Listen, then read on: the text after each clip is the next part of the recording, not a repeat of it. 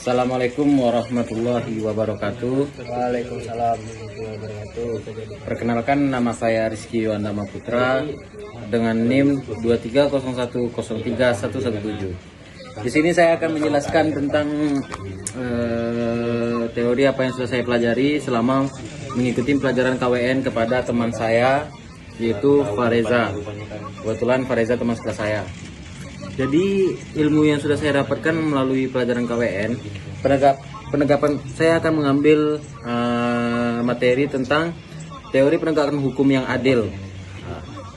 Penegakan hukum yang adil adalah penerapan hukum yang setara dan tidak memihak kepada semua orang, tanpa diskriminasi, serta memastikan bahwa setiap orang mendapatkan perlindungan hukum yang sama. Keadilan dalam penegakan hukum tidak hanya berarti kesesuaian dengan peraturan perundang-undangan, tetapi juga mempertimbangkan nilai-nilai keadilan, kemanfaatan, dan ketidakpastian. Nah, ini ada juga saya akan menjelaskan tentang poin-poinnya, yaitu keadilan sebagai keseimbangan atau disebut dengan Aristoteles. Nah, Aristoteles itu adalah menekan pentingnya kesamaan menarik dan proporsional dalam keadilan.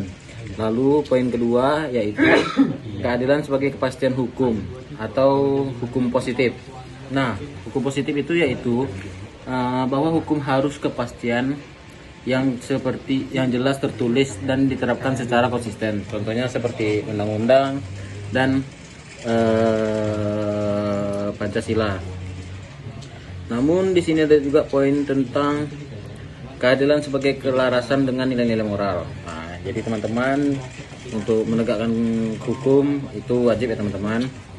Dan hukum itu sendiri, hukum yang baik adalah hukum yang jelas, adil, mudah dipahami oleh masyarakat.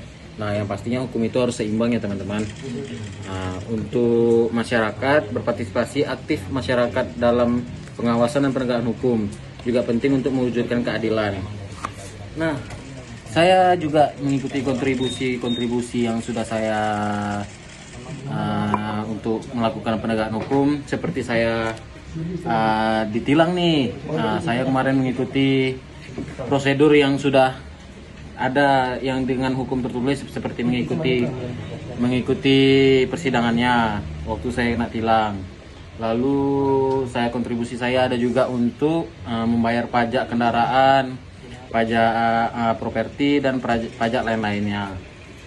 Mungkin dari saya sekian itu saja. Sekian, terima kasih. Assalamualaikum warahmatullahi wabarakatuh. Salam.